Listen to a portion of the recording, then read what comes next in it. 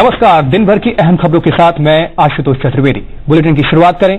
नोटबंदी के बाद लोगों को सुविधा देने के उद्देश्य से वित्त मंत्रालय ने बैंकों को सुझाव दिया है कि एटीएम से हर एक दिन पैसे निकालने की सीमा बढ़ा दी जाए।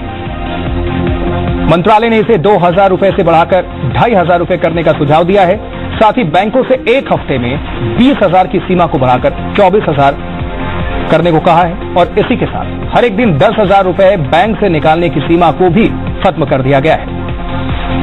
और आपको बता दें कि वरिष्ठ नागरिकों और दिव्यांग लोगों के लिए बैंकों को अलग व्यवस्था करने का भी सुझाव दिया गया है।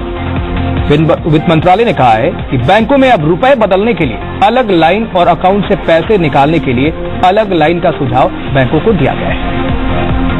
और इसी के साथ वित्त मंत्रालय ने कहा है कि कुछ हॉस्पिटल्स और कैटरर्स के ऑनलाइन पेमेंट और चेक या डीडी स्वीकार नहीं करने की शिकायत आई है और इस पर लोगों को सुझाव दिया गया है कि वो इसके बारे में अपने जिलाधिकारियों और प्रशासन से शिकायत करें। राज्यों के मुख्य सचिव से अपील की गई है कि वो गांवों में कैश की समस्या का खास तौर पर ध्यान रखें।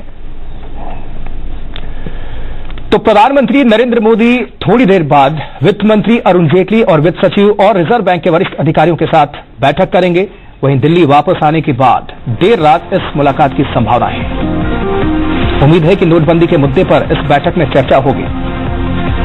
तो ये बड़ी खबर। वहीं पीएम नरेंद्र मोदी ने आज गोवा की राजधानी पणजी में ब्लैक मनी और नोटबंदी पर दिल खोलकर बोला। अपने भाषण के दौरान पीएम भावुक भी हो गए। उन्होंने कहा कि मैं कुर्सी के लिए पैदा नहीं हुआ हूं, मैंने अपना सब कुछ देश के लिए छोड़ रखा है। भ्रष्टाचारियों को कड़ा संदेश देने के अलावा प्रधानमंत्री ने विरोधियों पर जमकर निशाना साधा।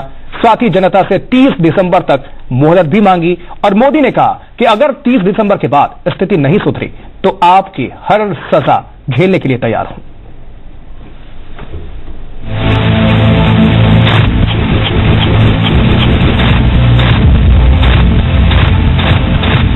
ईमानदारी के इस काम में मेरा साथ दीजिए। कुछ लोग अगर ये मानते हो कि आगे देखा जाएगा तो कम से कम वो मुझे पहचान ले। काला धन रखने वालों को पीएम नरेंद्र मोदी ने एक बार फिर कड़ा संदेश दिया है। ये एंड नहीं है, ये पूर्ण विराम नहीं है।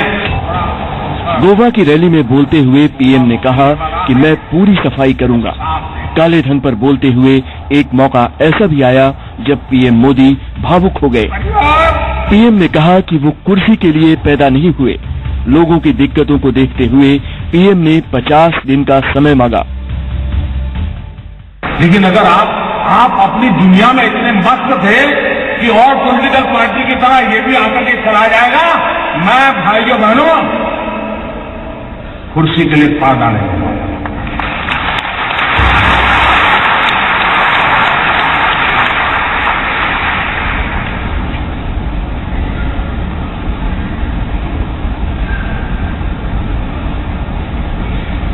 मेरे देशवासियों, मैंने गर्व, परिवार,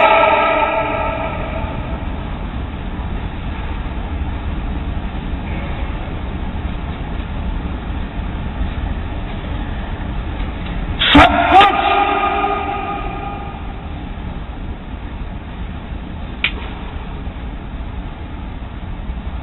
देश के लिए छोड़ा। भाइयों बहनों, मैंने सिर्फ देश से 50 दिन मांगे हैं, 50 दिन। 30 दिसंबर तक मुझे मौका दीजिए मेरे भाइयों। अगर 30 दिसंबर के बाद कोई मेरी कमी रह जाए, कोई मेरी गलती निकल जाए, कोई मेरा गलत इरादा निकल जाए, आप जिस चौराहे में मुझे खड़ा करेंगे मैं खड़ा होकर के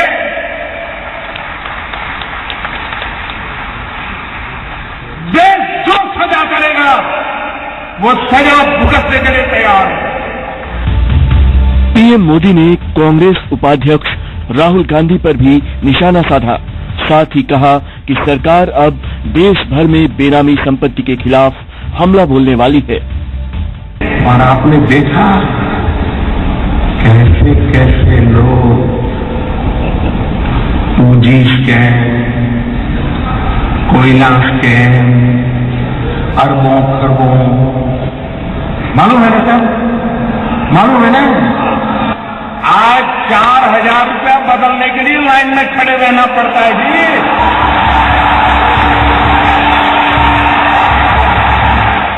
हमने कानून बनाया, जो भी बेनामी संपत्ति होगी, दूसरे के नाम की संपत्ति होगी, हम कानूनन अब उस पर हमला बोलने वाले। ये संपत्ति देश की है, ये संपत्ति देश के गरीब की है, और मेरी सरकार सिर्फ और सिर्फ देश में से गरीबों की मदद करना मेरा कर्तव्य मानती है, और मैं उसको करके रहूंगा। जोर से तालियों के साथ मेरी इस बात को स्वीकार कीजिए। अपने भाषण के आखिर में पीएम ने सिर झुकाकर काफी देर तक लोगों का अभिवादन किया। पीएम मोदी के भाषण की लोगों ने भी जमकर तारीफ की। नरेंद्र मोदी जो कर रहे हैं बिल्कुल एकदम सही कर रहे हैं, और हम उनके साथ में हैं। जो भी कर रहे हैं बिल्कुल सही डिसीजन है उनका। मैं इतना ही कहना चाहूंगा, मोदी जी आप भावुक ना हो, हम आपके साथ हैं। आप जो कर रहे हो बिल्कुल सही कर रहे हो, पूरी दुनिया आपके साथ में है। देश की जनता आपके साथ है, इन्होंने जो किया वो सही किया। आम जनता आपके साथ है। जो लोग चोर है, जो लोग भ्रष्ट है, जिन्होंने पैसा जमा करके रखा है, वो लोग डरेंगे। तो लोगों ने मोदी जी को सपोर्ट करना चाहिए। उन्होंने देश के हित के लिए ये कदम उठाए, तो सबके भलाई के लिए कदम उठाए हैं, तो बहुत ही अच्छा किया। थोड़ी तकलीफ हो रही लोगों को, पर बहुत ही अच्छी है ये बात। नोट बैन करने के मुद्दे पर पीएम मोदी ने जिस आक्रामक अंदाज में अपनी बात रखी, उससे साफ है कि ब्लैक मनी के खिलाफ सरकार सख्त है और किसी को भी बख्शने के मूड में नहीं है। ये एंड नहीं है, ये पूर्ण विराम नहीं है। Bureau report, India 24/7। और जाने माने टैक्स एक्सपर्ट वेद जैन का कहना है कि अगर आप बैंक में कैश जमा करते हैं और उस पर टैक्स चुकाते हैं और फिर अपने इनकम टैक्स रिटर्न में इसका खुलासा करते हैं, तो इस पर पेनल्टी नहीं लगेगी, लेकिन इसकी शर्त यह है कि ये इनकम अंडर रिपोर्टिंग या मिस रिपोर्टिंग के तहत नहीं होनी चाहिए। ऐसा मेरा मानना है कि अगर हम कानून को देखें तो मुझे नहीं लगता कि इसमें कोई बहुत बड़ा चैलेंज है, और अगर आदमी अपनी व्यक्ति पे टैक्स दे दे इनकम पे तो नहीं होता है। लेकिन जो मेन प्रॉब्लम आई हुई है, जो गवर्नमेंट ने इस पे स्टैंड लिया हुआ है, गवर्नमेंट का स्टैंड ये है कि अगर ये काला धन अगर आप बैंक में जमा करा के टैक्स भी दे देंगे तो हम आपके ऊपर 200% की पेनल्टी फिर भी लगाएंगे। ये एक मेन मुद्दे की बात हुई है। अगर सरकार इसको स्पष्ट कर दे कि साहब ये कानून, क्योंकि आज का कानून जो टेबल पे है और जो पार्लियामेंट ने पास किया हुआ है, वो सब लीगल सर्कल में ऐसा मानना है कि उसके अंदर अगर कोई व्यक्ति बैंक में पैसा जमा करा के उस पर टैक्स दे देगा, जो आज की डेट में लगभग 34% लगता है, तो उस पर पेनल्टी नहीं लगनी चाहिए। और ब्लैक मनी पर गठित एसआईटी के चेयरमैन जस्टिस एमबी शाह ने सरकार को सुझाव दिया है कि कैश होल्डिंग पर लिमिट लगाई जाए और बैंक बड़े कैश डिपॉजिट की जानकारी इनकम टैक्स विभाग को दे। साथ ही जस्टिस शाह ने सुझाव दिया है कि बैंकों में जमा कराए जा रहे ज्वेलर्स के पैसों का मिलान उनकी सेल और गहने खरीदने वालों के पैन कार्ड के साथ होना चाहिए। वित्त मंत्री अरुण जेटली को लिखी चिट्ठी में SIT chairman justice MB Shah और उपाध्यक्ष अरिजीत पसायत ने सरकार के कदम की सराहना करते हुए कहा है कि अगर कैश होल्डिंग पर लिमिट नहीं लगाई गई तो डीमोनेटाइजेशन के फैसले का फायदा नहीं होगा। सर, आपने जो सुझाव दिया था कि काले धन को रोकने के लिए 500 और 1000 के नोट सर्कुलेशन में नहीं होने चाहिए, ये तो एक स्टेप ले लिया, लेकिन क्या और भी कोई आपके सुझाव है जो अभी बाकी है? सुझाव ऐसा नहीं दिया था। The currency notes should not be in circulation. Our suggestion was nobody should be permitted to hold more than 10 lakhs to 15 lakhs rupees cash. And second suggestion, other suggestion is that whosoever withdraws more than 10 lakhs rupees from the bank, they will be under observation. Observation by the RBI and other agencies. और देश भर की तरह कानपुर में भी पैसों के लिए बैंक के बाहर लंबी लाइनें लगी रहीं, लेकिन इसके बावजूद महिलाओं ने पीएम मोदी के कदम की जमकर सराहना की। घंटों लाइन में खड़ी मुस्लिम महिलाओं ने कहा कि काले धन के खिलाफ प्रधानमंत्री नरेंद्र मोदी की मुहिम का साथ देने के लिए वो परेशानियां झेलने को भी तैयार हैं। महिलाओं के मुताबिक सरकार के इस कदम से करप्शन और कालाबाजारी पर रोक लगेगी। जी हम यहाँ पे खड़े हैं 2 बजे से कम से। तो अभी नंबर आया आपका? नहीं सर, नंबर नहीं आया है। डे लाइन से यहाँ होती है। क्या रोज लाइन लगा रहे हैं आप? यहाँ 3 दिन से बराबर आ रहे हैं। पैसा निकालने आ रहे हैं, जमा करने आ रहे हैं? चेंज करने के लिए आ रहे हैं। बहुत हो रहा है। नई सिस्टम भी सही है, लेकिन लाइन में लगे सुबह से यही चल रही है। बच्चों को छोड़ के आप लाइन में लगे हो? और जबरदस्ती करते हैं। सारे धन वालों को पकड़ो। हाँ। तो गरीब है। हाँ। हम लोगों को काटता है, हम लोगों को परेशानी उठानी पड़ेगी। अभी तो हम आएंगे, इसके बाद देश नहीं है, लेकिन बहुत परेशान हो गए। ये ब्लैक मनी पे रोक लगाई गई है, तो ये सही कदम है सरकार का ही कदम है? सही भी है, लेकिन अभी तक हम तो बहुत ज्यादा दिक्कत है। फुटकर भी हो गए होते, बंदे चल रहे तो क्या होता है, बहुत दिक्कत है। और वहीं राज्यसभा सांसद डॉक्टर सुभाष चंद्रा ने लोगों से अपील की है कि नोटबंदी को लेकर उठाए जा रहे कदम के लिए प्रधानमंत्री को और वक्त दें। डॉक्टर चंद्रा ने कहा है कि प्रधानमंत्री देश के लिए बेहद अहम कदम उठा रहे हैं और इस घड़ी में सब सरकार के साथ खड़े हैं। डॉक्टर चंद्रा ने विपक्ष को भी आड़े हाथों लिया है।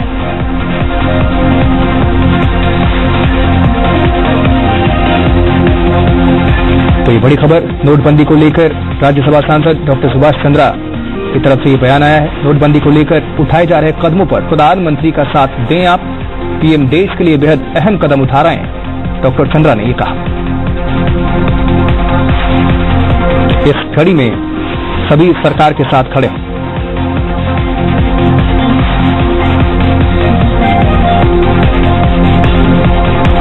तो नोटबंदी को लेकर राज्यसभा सांसद डॉक्टर सुभाष चंद्रा की अपील। जब से वो आए हैं 2 साल में, ये शायद उस वक्त की परिकल्पना उनके दिमाग में थी जो उन्होंने 8 नवंबर को की। उससे पहले उन्होंने जनधन योजना लाई, उसके बाद आधार कार्ड और सब चीजों को लिंक किया, करोड़ों खाते नए बैंकों के खुले, लोगों का स्वाभिमान जगा। आज जैसा कि मैंने 8 तारीख को रात को ही कहा था